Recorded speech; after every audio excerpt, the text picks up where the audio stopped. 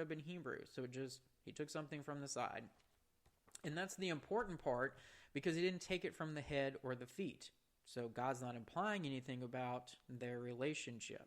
And woman is made from Adam's flesh, not dirt. Now, yes, she is a byproduct of the dirt that Adam is made from, but God didn't form her out of the dirt. He formed her out of Adam's flesh. Okay, remember everything else that was made from dirt. Plants, animals, everything else. Woman's the only thing not made from dirt. And woman is the final act of creation. And I know women are going to be like, yeah, he stopped at perfection. 100% agree. Now, this is also a very picture of a bride, which, who is the bride? Us, the church. A bride coming from the death of the groom, who is our groom. That would be Jesus. So even now we get this like awesome picture of God's plan of redemption, like right here, even before sin has happened. We get to see this. Just like an awesome reminder that God's in control, and that he knows what the plan is, and that it's just completely amazing. So verse 23, it says, "The man said, 'This is now bone of my bones and flesh of my flesh. She shall be called woman, because she was taken out of man. For this reason a man shall leave his father and his mother. He will be joined to his wife. They shall become one flesh.'" What we just saw was the first marriage. It's a reuniting of the flesh. Every subsequent marriage is the same. Physically and spiritually, we are coming back to what was once one flesh. Listen, guys, we all marry our sister, okay? It's a reuniting of one flesh. We all came from this one flesh, from Adam. And a helper was made for us in anticipation of the fall. The wages of sin is death, and guys, we can't procreate alone. So, needed a helper for that. But we also needed a spiritual helper, someone that we can take along with us in this life. And it says Adam names her, the Hebrew term is wife, not woman, and he calls himself husband. So the literal translation, she will be called wife because she came from husband.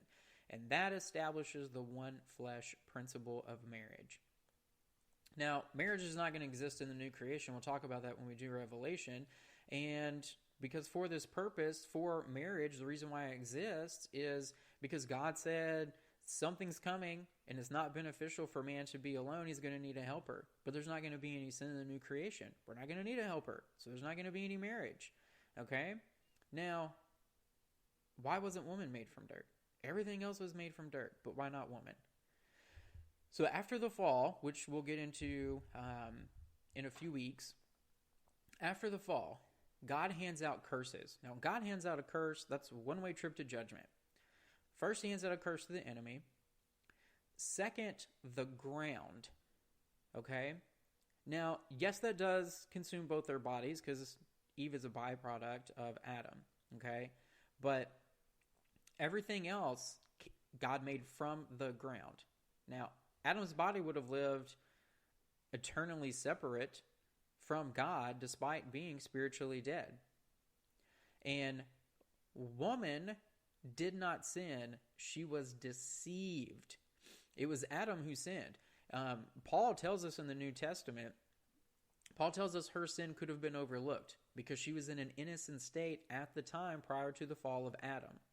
So had God made her from the ground and God cursed the ground, then he would have directly cursed woman, and that would have been unjust. So to have a just curse and maintain righteousness, then woman had to come from man's flesh. Adam sinned based on his own will, and he's the one that plunged humanity into a state of rebellion, and no longer one of innocence, not Eve. So that's why she had to come from his side. And we get a complete picture of God's grace there. I mean, he knew where the whole plan was going. He built the world in preparation for it. He instituted a tree that allowed for it, so that in the end he could redeem all things to his glory. To also making sure that man was not alone when he left the garden for his own sin, but that he had a helper. And you might be wondering, or you might ask, what if God had never put a tree in the garden? Or let the fall happen?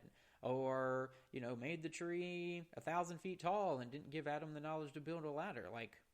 Okay? But what would we know about God if that happened? If we were all in Eden today, we'd know about God's goodness. We'd understand that he provides a sense of what it means that he loves us. But would we really understand it? I mean, how do you understand grace and mercy if you don't understand forgiveness and wrath for sin? How do you understand love without the alternative? How do you understand what light is if you've never seen dark? All of creation is designed around these opposites. When we see one, we have full appreciation for it in reference to the other one. His full character is understood to us better by a fallen world as opposed to one that was just created perfect and never changed. So that's the reason. That's the whole point for letting the fall happen and putting the tree there. And also, that's it, y'all. We are finished with creation. Super pumped about that. Thank you so much for listening along.